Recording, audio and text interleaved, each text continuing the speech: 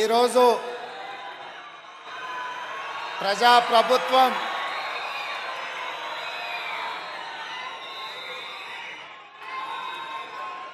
వేలాది మంది ఉపాధ్యాయులతో ఈ ఎల్బీ స్టేడియంలో ఆత్మీయ సమ్మేళనం ఏర్పాటు చేసి మొన్న డిసెంబర్లో జరిగిన ఎన్నికలలో మా పార్టీ మా ప్రభుత్వం ఏర్పడడానికి సాయశక్తులా సహకరించిన ఉపాధ్యాయులు అందరినీ కలవాలని ఒక ఆత్మీయ సమ్మేళనం ఏర్పాటు చేయాలని పెద్దలు ప్రొఫెసర్ కోదండరామ్ గారితో మాట్లాడి ఉపాధ్యాయ సంఘాలతో సంప్రదించి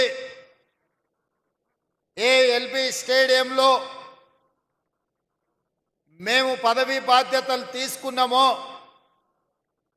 అదే ఎల్బీ స్టేడియంలో ఉపాధ్యాయులతో ఆత్మీయ సమ్మేళనం ఏర్పాటు చేయండి అని చెప్పి మా అధికారులకు కోదండరామ్ గారికి విజ్ఞప్తి చేయడం జరిగింది.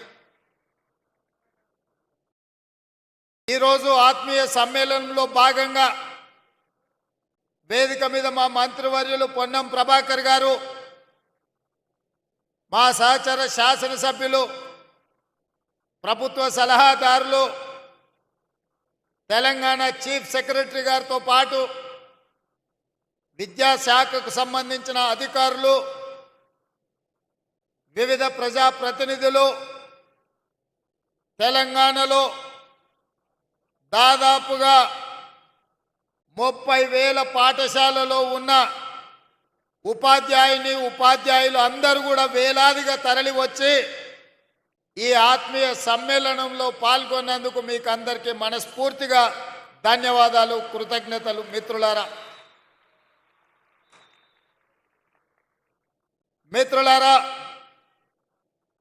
ఎవరైనా తెలంగాణ ఎక్కడుంది, తెలంగాణ భవిష్యత్తు ఎక్కడుంది అని ఈ క్షణం నన్ను అడిగితే తెలంగాణ యొక్క భవిష్యత్తు ఎల్బీ స్టేడియంలో ఉంది. వేలాది మంది ఉపాధ్యాయుల రూపంలో ఈ తెలంగాణ ఉద్యమమే కాదు, తెలంగాణ రాష్ట్ర ఏర్పాటు ప్రక్రియలో తమదైన శైలిలో క్రియాశీలక పాత్ర పోషించడమే కాదు, ఇవాళ 60 లక్షల మంది విద్యార్థులు ఉజ్వల భవిష్యత్తు కోసం తమ తల్లిదండ్రులు కష్టపడి రూపాయి కూడబెట్టి తమ పిల్లలు చదువుకోవాలి, తమ పిల్లలు విద్యలో రాణించాలి, వాళ్ళు డాక్టర్లు, లాయర్లు, ఇంజనీర్లుగా, ఐఏఎస్లు, ఐపీఎస్లు, ఐఎఫ్ఎస్ అధికారులుగా మారాలి, వారు ప్రజాప్రతినిధులై, ఎమ్మెల్యేలై, మంత్రులై ఈ తెలంగాణ రాష్ట్రానికి ముఖ్యమంత్రులు కావాలి అని పేద విద్యార్థుల తల్లిదండ్రులు 30,000 పాఠశాలల్లో 26 లక్షల మంది విద్యార్థులను మీ చేతిలో పెట్టినరు. అదే తెలంగాణ భవిష్యత్తు. ఆ తెలంగాణ భవిష్యత్తు మీ చేతిలో ఉంది అని చెప్పి నేను చెప్పదలుచుకున్నా. ఇవాళ నేను చెప్పవలసిన అవసరం లేదు, మీరే 10 మందికి పాఠాలు చెప్పి సమాజంలో ఉన్న రుగ్మతల మీద ఏ రకమైన కార్యాచరణతో ముందుకు వెళ్ళాలనో సంపూర్ణమైన అవగాహన ఉండి దాదాపుగా 26,000 పాఠశాలల్లో, గ్రామాలలో, అదేవిధంగా తండాలలో, గూడాలలో, మారుమూల పల్లెల్లో ఈ తెలంగాణ నిర్మాణం కోసం, ఈ జాతి నిర్మాణం కోసం కృషి చేస్తున్న మీకు ప్రతి విషయం తెలుసు. తెలంగాణ ఉద్యమాన్ని ఉవ్వెత్తున లేవడానికి, ఊరున ప్రాకడానికి, తెలంగాణ రాష్ట్ర సాధనలో ఉపాధ్యాయుల పాత్రను ఎవరు కాదనలేరు. ఆనాడు మేమందరం భావించినాం, తెలంగాణ రాష్ట్రం వస్తే మన విద్యా విధానం మెరుగవుతుంది, మన ఉపాధ్యాయులకు ప్రభుత్వం నుంచి గౌరవం దక్కుతుంది, మన విద్యార్థులకు అవసరమైన మౌలిక వసతులు మెరుగవుతాయి, తప్పకుండా తెలంగాణ విద్యా విధానం బాగుపడుతుంది అని అనుకున్నాం. మీకందరికీ తెలుసు, 2009లో రాజకీయ పార్టీలు తెలంగాణ రాష్ట్ర సాధనలో విఫలం చెంది ఏమి చెయ్యాలని కింకర్తవ్యంతో ఉన్నప్పుడు అందరూ కలిసి ప్రొఫెసర్ కోదండరాం గారిని పొలిటికల్ జేఏసీ కన్వీనర్గా వారికి బాధ్యత ఇచ్చిండ్రు. వారు కూడా మీలాంటి ఉపాధ్యాయుడే మాలాంటి విద్యార్థులకు చదువు చెప్పిన ప్రొఫెసర్గా వారు తెలంగాణ ఉద్యమానికి బాధ్యత వహించిన తర్వాతనే తెలంగాణ రాష్ట్రాన్ని మనం సాధించుకున్నాం. సాధించుకున్న తెలంగాణ రాష్ట్రంలో కోదండరాం గారు లాంటి వాళ్లకు, చుక్కా రామయ్య గారు లాంటి వాళ్లకు, హరగోపాల్ గారు లాంటి వాళ్లకు, ఎంతోమంది విద్య నుంచి ఎంతోమందికి విద్య దానం చేసిన గొప్ప వ్యక్తులకు సంపూర్ణమైన గౌరవం దక్కుతుంది అని భావించినాం. కానీ 10 సంవత్సరాలలో మీరు చూసిన వేదిక మీద మోహన్ రెడ్డి గారు ఉన్నారు. మీ ఉపాధ్యాయ సంఘాలకు ఒకప్పుడు నాయకత్వం వహించండు. ఒకనాడు ఉమ్మడి రాష్ట్రంలో అది చంద్రబాబు నాయుడు గారైనా, వైఎస్ రాజశేఖర రెడ్డి అయినా, రోసయ్య గారైనా, లేదా కిరణ్ కుమార్ రెడ్డి గారైనా ఉపాధ్యాయ సంఘాల నాయకులు వస్తే ముఖ్యమంత్రులు ఎదురొచ్చి వాళ్ళతో మాట్లాడి మీ సమస్యలు పరిష్కరించి ఉపాధ్యాయ సంఘాలను సచివాలయానికి పిలిచి సముచితమైన గౌరవం ఇచ్చి మీ సమస్యల్ని వినేది, మీరు లేవనెత్తిన అంశాలను ఆనాడు ప్రభుత్వాలు పరిష్కరించేది. మరి తెలంగాణ రాష్ట్రంలో ఏమి జరిగిందో, ఆనాటి పాలకులు ఏ విధంగా వ్యవహరించిందో, ప్రభుత్వ ఉపాధ్యాయులను ఏ రకంగా అవమానించే విధంగా, అనుమానించే విధంగా, వాళ్ళని ఏ రకంగా వాళ్ళు అవమానించిండ్రో మీరు కళ్ళతో చూసిండ్రు.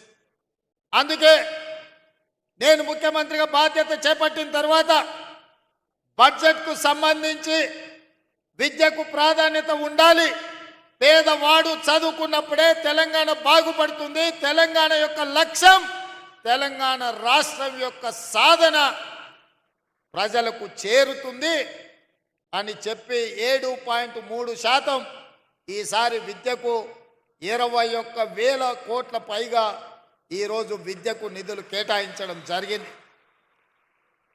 వాస్తవంగా 10% అంటే దాదాపుగా 30,000 కోట్ల రూపాయలైనా కేటాయించాలని అన్ని లెక్కలేసినాం.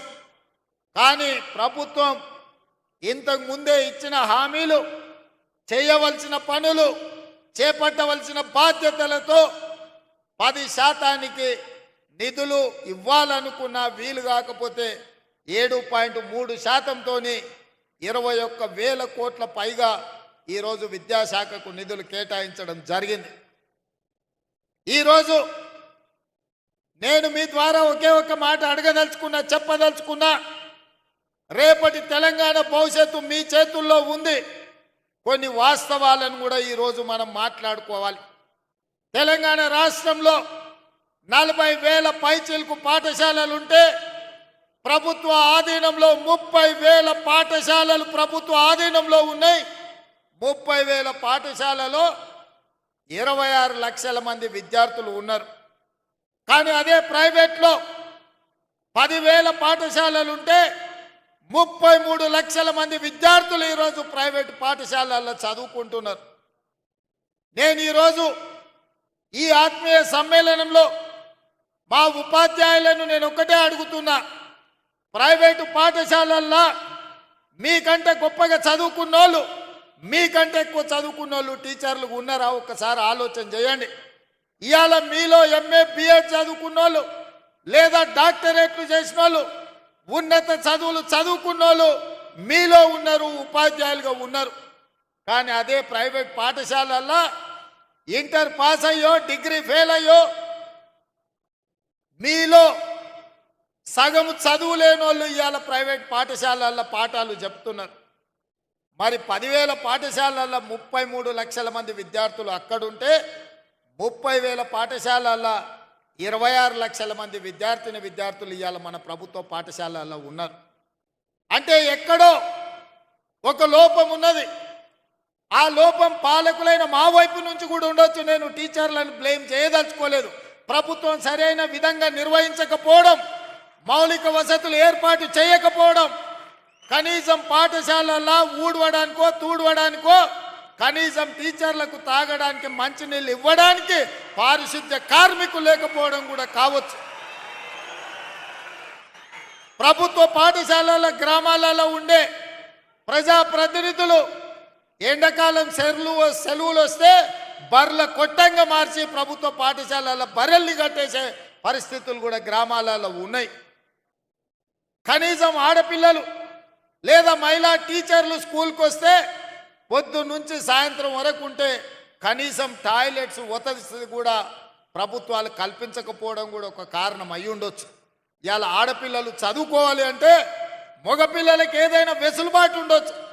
కానీ ఇవాళ ఆడబిడ్డలైన టీచర్లకు కానీ విద్యార్థులకు పాఠశాలల్లో కనీస మౌలిక వసతులు లేకపోవడం కూడా ఒక కారణం అయి ఉండొచ్చని నేను ఈరోజు భావిస్తున్నా.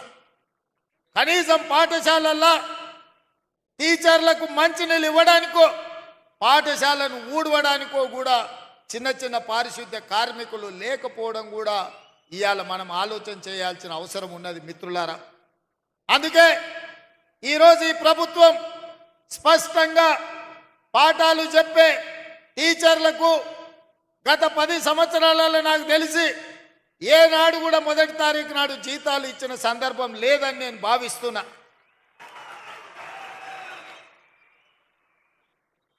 మీరు మీ పిల్లల చదువుల కోసమో ఇల్లు కొనుక్కోవడానికో కారు సైకిల్ మోటార్ లోన్ తీసుకుంటేనో ఏదైనా బ్యాంకుల్లో అప్పు తెచ్చుకుంటే మీరు ఇచ్చిన చెక్కులు సరైన సమయంలో మీకు జీతాలు రాకపోతే చెక్కులు బౌన్స్ అయిపోయి మీ సిబిల్ స్కోర్ ఖరాబ్ అయిపోయి బ్యాంకులు కూడా నమ్మని పరిస్థితులు ఇవాళ వచ్చినాయి, దాపురించినాయి గత 10 సంవత్సరాలలో.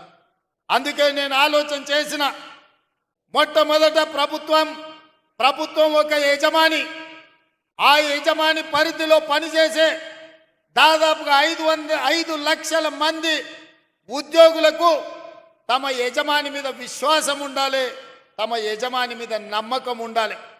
ఆ నమ్మకం ఏంది అంటే మా యజమాని నాకు భద్రత కల్పిస్తాడు, మా యజమాని నాకు 1వ తారీఖు నాడు జీతం వస్తాడు, మా యజమాని నాకు కష్టం వస్తే నేను చెప్పుకుంటే చెప్పడానికి అవకాశం ఇస్తాడు, మా యజమాని నన్ను కలుస్తాడు, నా బాధ వింటాడు అన్న విశ్వాసం యజమాని మీద ఉన్నప్పుడు ఆ ఉద్యోగి తప్పకుండా ఒళ్ళు దాచుకోకుండా పనిచేస్తాడు, యజమాని అభ్యున్నతి కోసం పాటుపడతాడు. కానీ విచిత్రం, ఉమ్మడి రాష్ట్రానికంటే తెలంగాణ రాష్ట్రం వచ్చిన తర్వాత ఉద్యోగుల యొక్క పరిస్థితులు దిగజారినాయి. ఇది వాస్తవం, ఇది నిజం, కఠోరమైన మనం ఈరోజు మాట్లాడుకోవాల్సిన పరిస్థితి. అందుకే ఈరోజు వేదిక మీద నర్సిరెడ్డి గారు, రఘుత్తం రెడ్డి గారు మీ ఎమ్మెల్సీలు ఉండ్రు. 10 సార్లు ఈ 6 నెలల 10 సార్ల కంటే ఎక్కువనే నా దగ్గరికి సమస్యల మీద వచ్చిండ్రు. ఏవిఎన్ రెడ్డి గారు ఉన్నారు. మీ ఉద్యోగ ఎమ్మెల్సీలు, టీచర్ కమ్యూనిటీ నుంచి వచ్చిన ఎమ్మెల్సీలు ఏ సమస్యలు తీసుకొచ్చినా అక్కడికక్కడ అధికారులను పిలిచి మాట్లాడిన. భిన్న అభిప్రాయాలు ఉండొచ్చు, రాజకీయంగా మా ఆలోచనలు వేరు ఉండొచ్చు, కానీ వాళ్ళు తీసుకొచ్చిన రిప్రజెంటేషన్ మీలాంటి వేలాది మంది ఉపాధ్యాయుల సమస్యలు కాబట్టి వాళ్ళతోని కూర్చోబెట్టి మాట్లాడినాం, వాటిని పరిష్కరించాలన్న ప్రయత్నం చేసినాం. మా హర్షవర్ధన్ ఎప్పుడు కలిసినా ఏదో ఒకటి 317 జీవో కావచ్చు, ఉద్యోగ బదిలీలు కావచ్చు, మీ జీతభత్యాల సమస్యలు కావచ్చు, ఏదో ఒక సమస్య కోసం ఎప్పుడు వస్తూనే ఉంటాడు, అడుగుతూనే ఉంటాడు. అందుకే మీ అందరినీ కలుసుకోలేకపోయినా మీ ప్రతినిధులను కలిసి మీ ప్రతినిధులు చెప్పే సమస్యల్ని విని భాషా పండిట్లకు దాదాపుగా 20 సంవత్సరాల నుంచి ప్రమోషన్లు లేవు. మిగతా వాళ్ళకు కూడా 10 నుంచి 15 ఏళ్ల నుంచి ప్రమోషన్లు లేవు.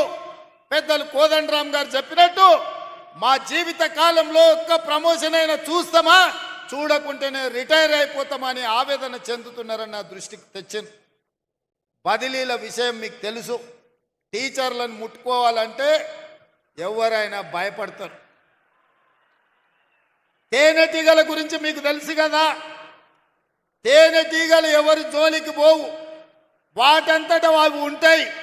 కానీ వాటి మీద ఎవరైనా రాయేస్తే ఏం జరుగుద్దో మీకు అందరికీ తెలుసు. అట్లనే టీచర్లు కూడా వాళ్ళ పాటికి వాళ్ళు జాగ్రత్తగా ఉంటారు. వాళ్ళని ఎవరైనా గులకరాయితో కొడితే వాళ్ళందరూ తేనెటీగలుగా మూకుమ్మడిగా ఏకదాటిన ఎవరి పనైనా చేస్తారని నేను సంపూర్ణంగా నమ్ముతా.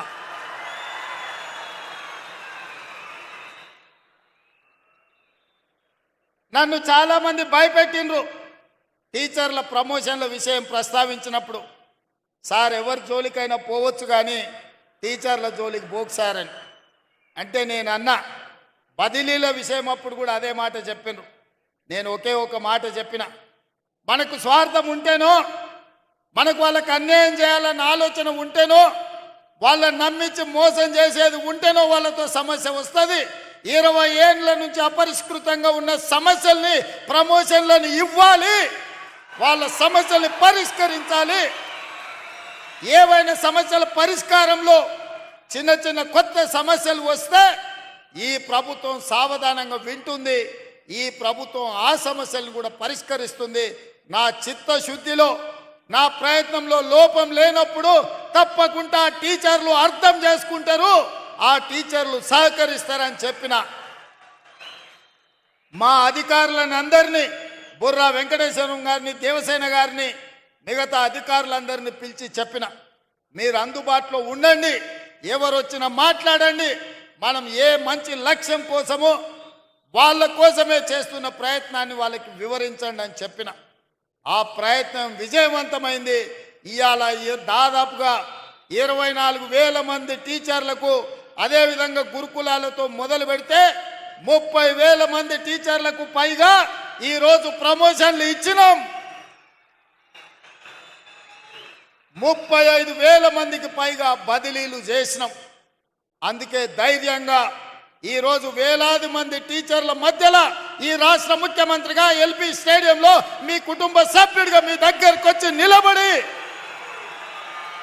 ప్రతి నెల 1వ తారీఖు నాడు మీకు మీ జీతం మీ ఖాతాలో పడే బాధ్యత నాది, ఈ ప్రభుత్వం మీకు అండగా ఉంటుందని చెప్పడానికే ఇక్కడికి రావడం జరిగింది. ఇదే కాదు, మీ మంచి కోసం, మీ ప్రమోషన్ల కోసం, మీ బదిలీల కోసం ఈ ప్రభుత్వం చిత్తశుద్ధితో పనిచేసింది.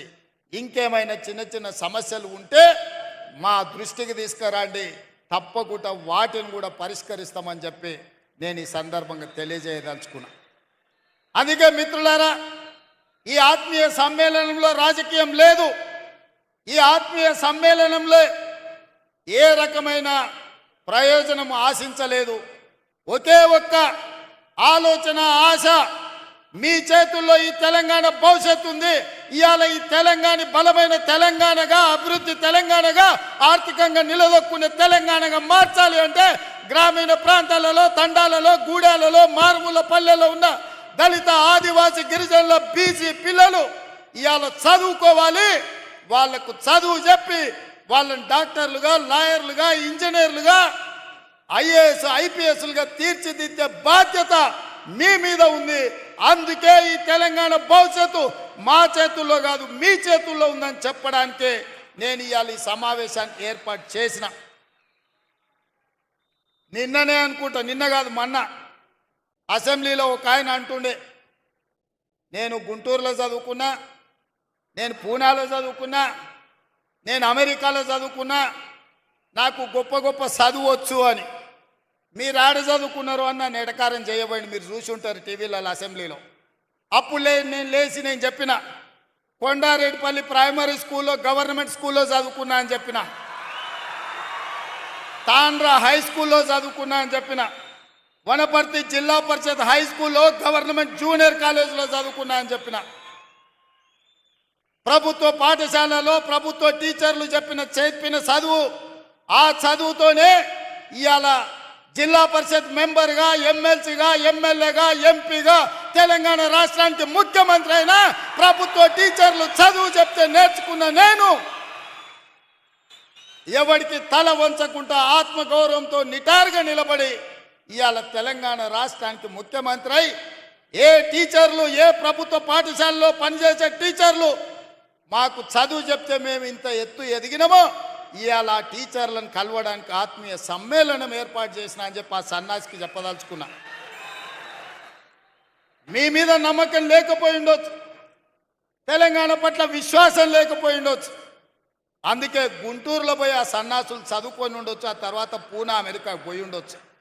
కానీ నాకు సంపూర్ణమైన విశ్వాసం ఉన్నది, నమ్మకం ఉన్నది. తెలంగాణ రాష్ట్రంలో ఉపాధ్యాయులు 90% పైగా నిబద్ధతతోని పేద విద్యార్థులకు చదువులు చెప్పాలి, వాళ్ళ ఉజ్వల భవిష్యత్తు ఉండాలి అని వాళ్ళు 10/10 సాధించినప్పుడు సంతోషంతో వాళ్ళ కళ్ళల్లో ఆనందం చూడాలి అని ఇక్కడున్న వేలాది మంది టీచర్ల బాధ్యత తీసుకుంటున్నారని నాకు తెలుసు. అందుకే ఈరోజు మనమందరం ఒక ప్రతిజ్ఞ తీసుకోవాలి. పోయిన సంవత్సరానికంటే ఈ సంవత్సరం ప్రభుత్వ పాఠశాలల్లో 2 లక్షల మంది విద్యార్థులు తక్కువ చేరికలు జరిగినాయి. దీన్ని మనం విశ్లేషించుకోవాలి. ఇవాళ 26 లక్షల మంది ప్రభుత్వ పాఠశాలల్లో ఉంటే పోయిన సంవత్సరానికంటే 2 లక్షల పైగా అడ్మిషన్లు తగ్గినాయి. కొన్ని పాఠశాలలు బంద్ అయి ఉండొచ్చు, కొన్ని పాఠశాలలలో తల్లిదండ్రులు ప్రైవేటులో చెప్పిస్తేనే మాకు గ్రామంలో గౌరవం ఉంటుందని అనుకుంటుండొచ్చు. నేను చాలామందిని గ్రామాలకు వెళ్ళినప్పుడు మాట్లాడుతుంటా, అడుగుతుంటా, కుటుంబ విషయాలు అడిగిన తర్వాత పిల్లల్ని ఎక్కడ చదివిస్తున్నారు, ఏదో ప్రైవేట్ స్కూల్ పేరు చెప్తారు. ఎందుకనంటే అక్కడికి పోతే కొంచెం ఇంగ్లీష్ నేర్చుకుంటారు సార్ అనో, లేకపోతే గవర్నమెంట్ స్కూల్కి దోరితే ఊళ్ళో ఏమన్నా అనుకుంటారేమని మేము అక్కడికి దోలుతున్నామో అని. నేను అందుకే అది మారాలి, మార్చాల్సిన బాధ్యత మన మీద ఉంది. మన పిల్లలు ప్రభుత్వ పాఠశాలకు వెళ్ళడం ఆత్మ గౌరవం అని గ్రామాలలో ఉన్న తల్లిదండ్రులు భావించాలి. అందుకే అమ్మ ఆదర్శ పాఠశాలని సెల్ఫ్ హెల్ప్ గ్రూపులకు పూర్తి బాధ్యత అందించి మన పాఠశాలలు మొదటి రోజే దాదాపుగా 26 లక్షల మంది విద్యార్థులకు మొదటి రోజే వాళ్ళ పాఠ్య పుస్తకాలతో పాటు వాళ్లకు డ్రెస్సులు ఇచ్చే ప్రయత్నం చేసినాం. మొదటి విడతలోనే మేము విజయం సాధించినాం. రెండవ డ్రెస్సు కూడా తొందరలోనే మా అధికారులు ఆ పిల్లలకి ఇస్తారని నేను భావిస్తున్నా. అందుకే ఇవాళ ప్రభుత్వం వైపు నుంచి మీ సమస్యల్ని పరిష్కరించడానికి, మీతో మాట్లాడడానికి, చర్చించడానికి ఈ ప్రభుత్వానికి ఎలాంటి ఇబ్బంది లేదు, ఎలాంటి బేసజాలు లేవు. అదేవిధంగా మీ సమస్యని పరిష్కరించడానికి పాఠశాలలో ఉన్న మీ పారిశుద్ధ్య కార్మికుల సమస్యను పరిష్కరించడానికి అమ్మ ఆదర్శ పాఠశాల పేరు మీద సెల్ఫ్ హెల్ప్ గ్రూపులకే 1000 రూపాయలు, దాదాపుగా సంవత్సరానికి 79 కోట్ల రూపాయలు ఖర్చు అయినా మీకు పారిశుద్ధ్య కార్మికుల సమస్యను తీర్చడం ద్వారా వాళ్ళందరినీ అపాయింట్ చేసే బాధ్యత నిర్ణయం తీసుకున్నాం. రేపటి నుంచి మీ పాఠశాలల బాధ్యత మీ జీతాలలో కొంత ఇచ్చి మీరెవరినో ఉద్యోగులను పెట్టుకోవాల్సిన అవసరం లేదు.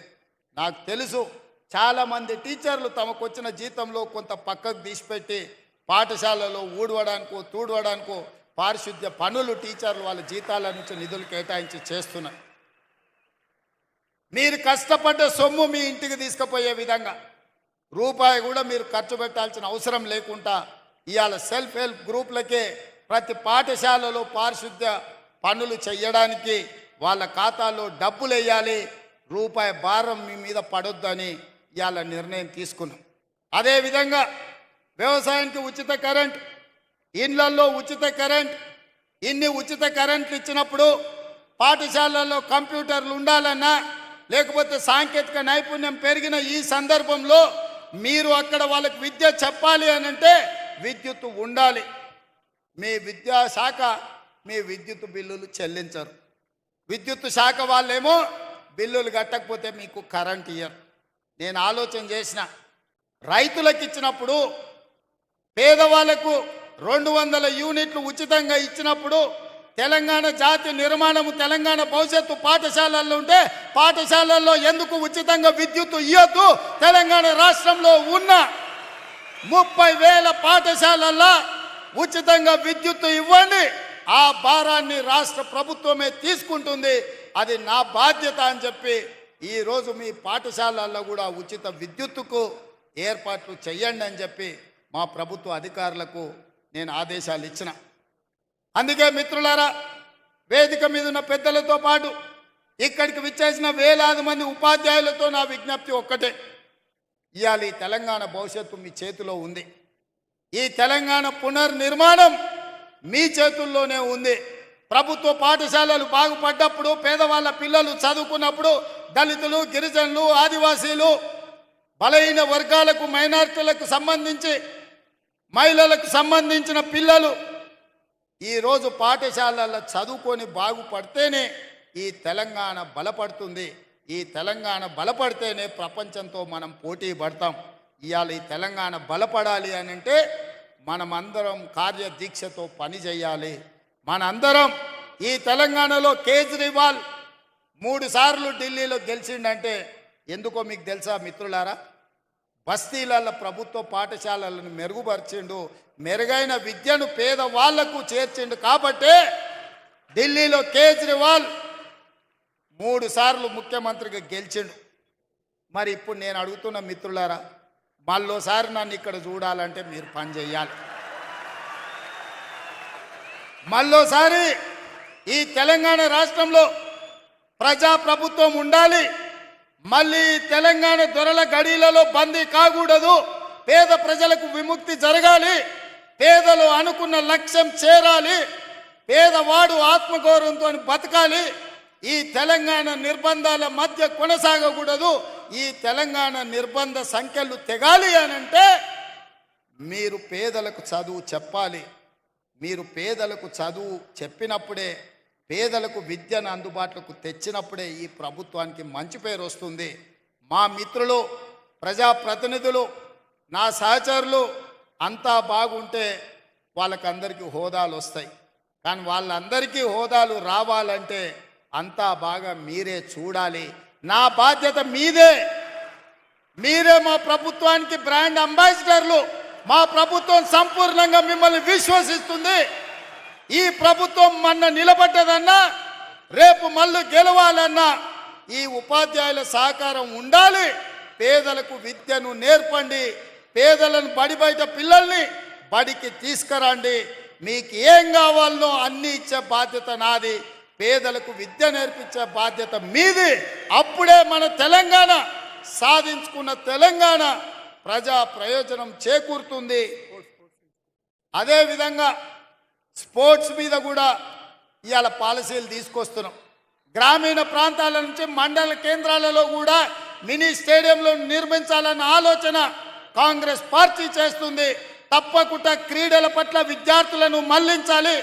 ఇవాళ నిన్నటి క్యాబినెట్లో నిఖత్ జరీన్కు, అదేవిధంగా సిరాజ్కు రూల్స్ అన్ని మినహాయింపునిచ్చి గ్రూప్ 1 DSP పోస్టులు క్రీడలలో రాణించినందుకు ఇచ్చినాం. ఇవాళ మీరు పిల్లల్ని క్రీడలలో ప్రోత్సహించండి. ఇవాళ ఒక స్కిల్స్ యూనివర్సిటీని పెట్టినాం. స్కిల్స్ యూనివర్సిటీ ఇది ఒక కొత్త ప్రయోగం. సర్టిఫికెట్లు తీసుకొని ఇంజనీరింగ్లుగా బయటకు వస్తారు, కానీ సాంకేతిక నైపుణ్యం ఉండడం లేదు. సాంకేతిక నైపుణ్యం లేనప్పుడు ఇంజనీర్ కంటే మేస్త్రే మేల్ అని మనం అనుకుంటున్నాం. మీరందరూ కూడా ఇండ్లు కట్టుకుంటున్నారు. నాకు తెలిసి ఏ టీచర్ అయినా ఉద్యోగం వచ్చిన తర్వాత మొదట చేసే పని పెళ్ళి చేసుకుంటారు. పెళ్ళి చేసుకున్న తర్వాత కూడబెట్టి ఇల్లు కట్టుకుంటారు. టీచర్లు ఒక క్రమశిక్షణతోటి మొదట ఉద్యోగం కోసం కష్టపడతారు. ఉద్యోగం వచ్చిన తర్వాత జీవితంలో స్థిరపడాలి అని పెళ్ళి చేసుకుంటున్నారు. పెళ్ళి అయిన తర్వాత భద్రత ఉండాలని ఇల్లు కట్టుకుంటున్నారు. మీరు ఇల్లు కట్టుకునేటప్పుడు చూసి ఉంటారు, ఇంజనీర్ల కంటే మేస్త్రీలే మెరుగ్గా కనిపిస్తున్నారు.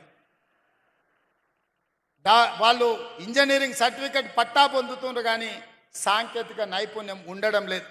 అందుకే ఆలోచన చేసి తెలంగాణలో 65 ITIలు ఉన్నాయి. ఈ 65 ఐటీఐలలో 30-40 సంవత్సరాల క్రితం ఇండస్ట్రియల్ ట్రైనింగ్ ఇన్స్టిట్యూట్గా మారి వాళ్ళకి ప్లంబర్ గానో ఎలక్ట్రీషియన్ గానో మెకానిక్ గానో రకరకాల ట్రైనింగ్లు 30-40 సంవత్సరాల క్రితం తయారు చేసిన సిలబస్ వాళ్ళకి నేర్పుతున్నారు. చదువుకున్న చదువుకు బయటకు వస్తే సంబంధం లేకుండా పోయింది. నేర్చింది ఒకటైతే అవసరం ఇంకొకటి.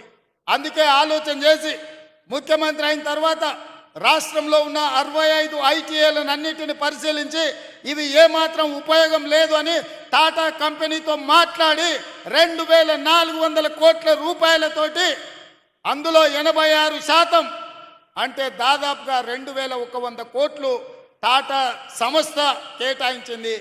316 కోట్లు తెలంగాణ రాష్ట్ర ప్రభుత్వం, 86% వాళ్ళు ఇస్తే 14% మ్యాచింగ్ గ్రాంట్ ఇచ్చి ఈ 65 ఐటీఐలను ఏటీసీలుగా, ఏటీసీ అంటే అడ్వాన్స్డ్ టెక్నాలజీ సెంటర్లుగా మార్చి ప్రతి సంవత్సరం 4 లక్షల మంది నిరుద్యోగ యువకులకు ఐటీఐలలో ట్రైనింగ్ ఇచ్చి మిడిల్ ఈస్ట్ కంట్రీస్తో పాటు ఇవాళ మన రాష్ట్రంలో కన్స్ట్రక్షన్లో కానీ ఫార్మాలో కానీ మిగతా శాఖలలో పనులు చేయడానికి వాళ్ళకి శిక్షణ ఇవ్వడానికి ఇవాళ ప్రభుత్వం నిర్ణయం తీసుకొని ముందుకు వెళ్తున్నది. ఇదే కాదు, ఒకప్పుడు కాకతీయ ఉస్మానియా యూనివర్సిటీలతో పాటు ఆనాడు కాంగ్రెస్ పార్టీ మహబూబ్ నగర్లో, నల్గొండలో, కరీంనగర్లో, నిజామాబాద్లో, Palamuru university, Satavahana university, Mahatma Gandhi university ఇవాళ చాలా యూనివర్సిటీలను నెలకొల్పింది. ఈ యూనివర్సిటీలలో చదువుకున్న వాళ్ళందరికీ పట్టాలు వస్తున్నాయి, పట్టభద్రులు అవుతున్నారు. కానీ సాంకేతిక నైపుణ్యం ఆశించిన మేరకు లేకపోవడం వల్ల నిరుద్యోగ యువకులుగా మారుతున్నారు. అందుకే ఆలోచన చేసి నిన్న మంత్రివర్గంలో యంగ్ ఇండియా స్కిల్స్ యూనివర్సిటీ మొత్తం పీపీపీ మోడల్లో పబ్లిక్ ప్రైవేట్ పార్ట్నర్షిప్లో ప్రభుత్వం వైపు నుంచి సహకారాన్ని అందించి ఎప్పటికప్పుడు నూతన సిలబస్ని కార్పొరేట్ కంపెనీలను కూడా అందులో భాగస్వాములను చేసి డాక్టర్ రెడ్డి ల్యాబ్స్ నుంచి మొదలు పెడితే ఎస్బీఐ వరకు వివిధ రంగాల సంస్థలను పనిచేసే వాళ్ళని భాగస్వాములను చేసి సిలబస్ వాళ్ళే తయారు చేపిస్తారు, శిక్షణ వాళ్ళే ఇస్తారు. శిక్షణ పొందిన విద్యార్థులను వాళ్ళే వాళ్ళ సంస్థలలో ఉద్యోగాలు ఇచ్చే విధంగా వాళ్ళతోని ఒప్పందాలు చేసుకొని ముచ్చర్లలో 57 ఎకరాలల్లా 150 కోట్లతోని యంగ్ ఇండియా స్కిల్స్ యూనివర్సిటీని నిన్న ప్రారంభించుకున్నాం. రేపటి భవిష్యత్తు సాంకేతిక నైపుణ్యం ఉన్న వాళ్ళకే ఈ ప్రపంచంలో స్థానం ఉంటుంది. అందుకే ప్రతి సంవత్సరం 20,000 మందిని అక్కడ శిక్షణ ఇచ్చి ఫార్మా రంగంలో, హెల్త్ దాంట్లో, ఎడ్యుకేషన్ దాంట్లో, అదే విధంగా కన్స్ట్రక్షన్ సైడ్ ఇట్లా 17 విభాగాలలో శిక్షణని ఇవ్వాలి అని చెప్పి ఇవాళ ప్రభుత్వం నిర్ణయం తీసుకున్నది. మరి ఇవన్నీ జరగాలి, క్రీడల్లో రాణించాలి అని అంటే నెక్స్ట్ రాబోయే రోజుల్లో మనం స్పోర్ట్స్ పాలసీ తెస్తున్నాం. ఏ మెడల్ సాధిస్తే ఎంత నగదు బహుమతి ఇవ్వాలి, ఏ స్థాయి ప్రభుత్వం ఉద్యోగం ఇవ్వాలనేది కూడా ఒక పాలసీ తెస్తున్నాం. గత ప్రభుత్వం నచ్చితే నజరానా, నచ్చకపోతే జుర్మానా విధానం ఉండే. ఇప్పటి నుంచి అట్లా కాకుండా ఏ మెడల్ సాధిస్తే వాళ్ళకు ఎక్కడ ఉద్యోగాలలో రిజర్వేషన్ ఇవ్వాలి, వాళ్ళకు విద్యలో రిజర్వేషన్లు ఇవ్వాలి. ఒక కంప్లీట్ స్పోర్ట్స్ పాలసీని తీసుకొస్తున్నాం. కొత్త స్టేడియంలో నిర్మించాలని, పీపీపీ మోడల్లో స్పోర్ట్స్ను ప్రోత్సహించాలని ఇవాళ మన ప్రభుత్వం నిర్ణయం తీసుకున్నది. ఇవన్నీ కూడా విద్యతో పాటు మానసిక వికాసం పెరగాలి అని అంటే ఇవాళ చాలా కాలేజీలలో నేను చెప్తున్నా, మరి మీరు తల్లిదండ్రులుగా ఉపాధ్యాయులుగా గమనిస్తున్నారో లేదో, 7th క్లాస్ పైబడ్డ పిల్లలు కూడా గంజాయి తాగుతున్నారు. ఇది ఆందోళనకరమైన పరిస్థితి. మీరు అనుకుంటుండొచ్చు కార్పొరేట్ స్కూల్లో ఎక్కువ ఫీజులు కడితే పిల్లలు భద్రంగా ఉన్నారని. అట్లేం లేదు. ప్రభుత్వ స్కూళ్ళ కంటే కూడా కార్పొరేట్ స్కూళ్ళల్లో చదువుకున్న వాళ్ళ పిల్లలు ఈరోజు రకరకాల వ్యసనాలకు బానిసలయ్యే పరిస్థితి.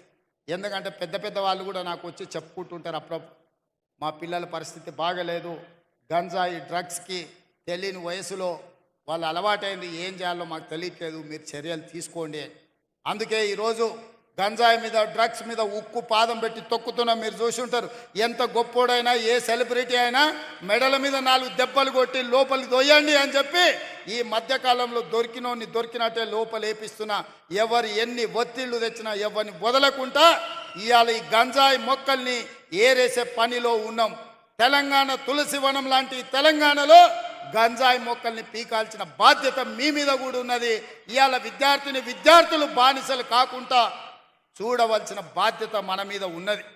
అందుకే ఈరోజు ఒక పక్కన స్పోర్ట్స్ని ఎంకరేజ్ చేస్తూ, ఒక పక్కన డ్రగ్స్ గంజాయి లాంటి వ్యసనాల నుంచి విద్యార్థులను బయటికి తీసుకొస్తూ వాళ్ళకు ఒక మంచి భవిష్యత్తు ఉండాలి అనంటే మనం బాధ్యతాయుతంగా వ్యవహరించాలి. మన ప్రభుత్వ పాఠశాలల్ని మెరుగుపరచుకోవాల్సిన అవసరం మన మీద ఉన్నది. పాలకులుగా, ప్రభుత్వ పెద్దగా మీకేమున్నా నాకు చెప్పండి, వాటిని పరిష్కరించే బాధ్యత నాది. మీరు బాధ్యత తీసుకోండి. పేదవాళ్ళ పిల్లలకు చదువులు చెప్పనికి మీరు నేర్పించిన విద్యనే రేపు ఈ తెలంగాణ భవిష్యత్తుకు పునాదిగా మారుతుంది. ఇవాళ అమెరికాలో మన వాళ్ళు ఇంతమంది ఉన్నారంటే 90% ప్రభుత్వ పాఠశాలల్లో చదువుకున్నోళ్ళే. ఇవాళ ఈ రాష్ట్రాన్ని, దేశాన్ని, పక్క రాష్ట్రాలకైన ముఖ్యమంత్రులు ఎవరైనా ఉండొచ్చు. అది చంద్రబాబు నాయుడు గారా, నరేంద్ర మోడీ గారా, వైఎస్ రాజశేఖర రెడ్డి గారా, లేకపోతే మీ సోదరుడు రేవంత్ రెడ్డి అయిన ప్రభుత్వ పాఠశాలల్లో చదువుకొనే ఈరోజు రాణించగలిగినాం. మరి రేపటి భవిష్యత్తుకు కూడా పునాదులు వేయాల్సిన బాధ్యత మీ మీద, మా మీద ఉన్నదని నేను భావిస్తున్నా. అందుకే మిత్రులారా, ఈ ఆత్మీయ సమ్మేళనానికి దూర ప్రాంతాల నుంచి వచ్చి ఈ సమావేశాన్ని, సమ్మేళనాన్ని విజయవంతం చేసి మీరు తప్పకుండా ఈ ఎల్బీ స్టేడియం నుంచి ఒక స్ఫూర్తిని తీసుకొని, ఒక నమ్మకాన్ని, ఒక విశ్వాసాన్ని పేద విద్యార్థులకు కలిగిస్తారని, మీరు వెనక్కి వెళ్ళితే మీకు ఒక లక్ష్యం ఉంటుంది. ఆ లక్ష్యం పేద పిల్లలకు విద్య నేర్పడమే. పేద పిల్లల్ని క్రీడాకారులుగా తీర్చిదిద్దడంగానే మీరు వెనక్కి వెళ్తారని నేను భావిస్తున్నా. మీరందరూ ఆ కార్యక్రమానికి మనమందరం అంకితం అవుదామా? అన్నోళ్ళందరూ చేతులు ఎత్తండి పైకి. అందరు చూస్తున్న వెనకాల అక్కడ పైన మా అక్కలు కొంతమంది చేతి ఎత్తున్నట్లేరు. నాకు ఇక్కడ లైవ్లో కనిపిస్తుంది ఆన్ స్క్రీన్ మీద వెనకాల ఉన్న వాళ్ళు కూడా. మీ అందరూ సిద్ధమేనా? తప్పకుండా మన స్కూళ్ళను మనం బాగుపరుచుకుందామా? మన పిల్లల భవిష్యత్తును మనం తీర్చిదిద్దుదామా? సిద్ధమా? ధన్యవాదాలు సోదరులారా.